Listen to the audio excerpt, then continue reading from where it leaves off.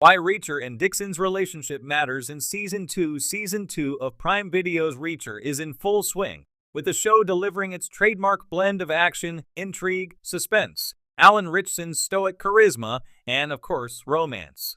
Reacher is based on Lee Child's best-selling Jack Reacher book series, and with the show adapting one book per season, fans can expect a new potential love interest for each one.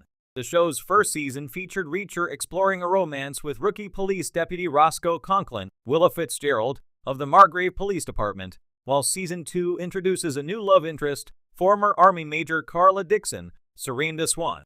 While both romances showcase exceptional chemistry between Reacher and his respective leading ladies, the connection between Reacher and Dixon in Season 2 differs from Reacher and Conklin's relationship in Season 1. It's not that the Reacher and Dixon relationship is better than Reacher and Conklin's, but Reacher and Dixon exhibit a completely different, interestingly unique dynamic. Just as Reacher Season 2 refreshes the show's premise, it also spices up the romance by not rehashing the same type of relationship drama depicted in the first season. How do Reacher's relationships play out in the show? In Season 1, when Reacher meets Conklin after he's wrongfully arrested for murder, there is an instant spark and attraction between the two. Conklin is only further drawn and attracted to Reacher as she learns more about him and works with him on their investigation to expose a brutal conspiracy enacted by the Kleiner Foundation. With Conklin, Reacher shows remarkable vulnerability as Conklin witnesses Reacher finding out his older brother Joe was murdered. After they take down the Kleiner Foundation, Conklin tries to get Reacher to stay with her in Margrave, but he gently rejects her offer because the man is so dedicated to his wandering vagabond life. Conklin and Reacher do part on good terms, and she gives him her phone number in case he ever does decide to return to town. Reacher admits to Conklin, "If there was anyone who could make me stay close to the flame, it would be you," which comes off as a hugely significant moment for the character and shows how much he's grown to care about Conklin and their time together. That said, the relationship between Reacher and Dixon offers the audience something different for Season 2. Dixon is introduced as one of Reacher's hand-picked members of his elite Special Investigations Unit of the military police, the 110th. While working together for years, the two built up an attraction during their time as investigators. Even the other teammates were aware of their chemistry. However, while Dixon offered Reacher some not-so-subtle hints that she was interested in a relationship, nothing ever transpired between the two. The present timeline of Season 2 picks up after one of Dixon and Reacher's old teammates, Calvin Franz, Luke Bilk, has been murdered. As a result, Reacher is summoned to New York by another former 110th teammate, Frances Neagley, Maria Sten, who previously appeared in Season 1.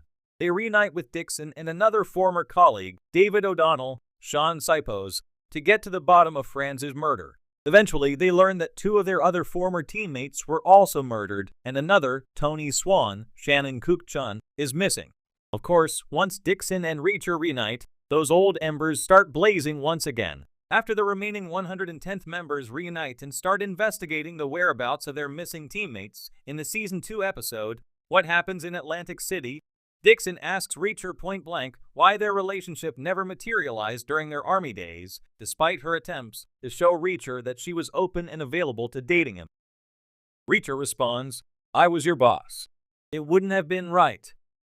A somewhat disappointingly resigned Dixon replies, "Wow, I've waited years for that answer, and it's pure Reacher." Neagley also asks Reacher about his feelings for Dixon earlier in the season, pointing out that even though Reacher was the commander of the 110th unit, Reacher and Dixon were of the same military rank. So technically, the two fraternizing or entering a romantic relationship would not have been against regulations. Reacher's answer that it would have been inappropriate to act on his feelings for Dixon is refreshing. It's nice to see two adult characters making adult decisions about their personal lives. There are no deeply hurt feelings remaining from their time in the military. It's a welcome change of pace for a modern TV drama that depicts its characters acting with self-awareness and maturity. Based on the flashbacks of their time in the military, it's clear that Reacher picked up on Dixon's hints. Even though, from a legal standpoint, a relationship would not have been against the rules, Reacher's stance about not pursuing a relationship with Dixon is admirable and respectable. Not to mention, while Reacher has feelings for Dixon, he is still hyper-aware of his former position as Dixon's boss and his belief that a workplace romance would have been problematic due to the power dynamics of their relationship. If this was a network sitcom or dramedy, little thought would likely be given about the appropriateness of a workplace romance, and many hijinks and soap opera antics would likely ensue. Since Reacher and Dixon have never dated before, that sets up Season 2's present status quo when they reunite. The two former soldiers still possess a burning sexual tension left unresolved from their days in the military. Now fate has brought them back together. Reacher and Dixon are no longer in the military, so there is nothing that would prevent them from pursuing a relationship.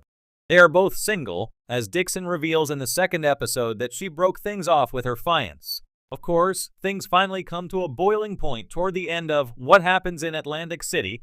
After they take down some hitmen sent by Shane Langston, Robert Patrick, Dixon and Reacher make love in their hotel suite, finally igniting those sparks they've shared for years. While Reacher and Dixon share some sizzling on-screen chemistry, don't expect the stoic wanderer to set down roots and move in with Dixon anytime soon. What is happening between the two looks more like the resurfacing of old feelings, especially since Reacher and Dixon never had the chance to act on their mutual attraction before. That said, the attraction between the two is more than a physical one, since the members of the 110th all share a close bond. However, Reacher has yet to fully bear himself more vulnerable with Dixon as he did with Conklin in the first season. Watching their relationship unfold throughout Season 2 has been highly entertaining, especially since Reacher and Dixon have a long-standing, established history with each other compared to the romance in Season 1.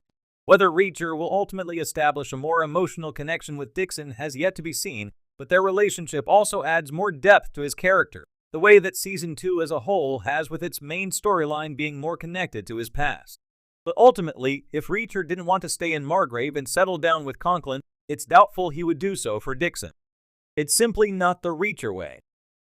In Season 2 of Reacher, the relationship between Jack Reacher and Frances Neagley Dixon plays a pivotal role, adding depth to both the story and characters. Their bond, rooted in shared military experience and unshakable trust, highlights Reacher's humanity amidst his tough, lone wolf persona. Dixon is not just a sidekick, she serves as a mirror, reflecting Reacher's principles, moral code, and vulnerabilities. Her presence adds nuance to his decisions, showing that even someone as self-reliant as Reacher benefits from a trusted ally. What makes their relationship significant is how it evolves. While Reacher is known for working solo, Dixon breaks through his isolation, offering both emotional and tactical support. Their dynamic is built on mutual respect, which allows for moments of levity, tension, and personal growth. In Season 2, Dixon is more than just a functional partner, she's integral to Reacher's mission, underscoring that even the most formidable heroes need someone to lean on. Their relationship also provides a fresh narrative layer to the show, blending action with deeper emotional stakes. This interplay makes Reacher's journey more relatable and engaging for the audience, proving that strength isn't just about physical power, but about the connections we form.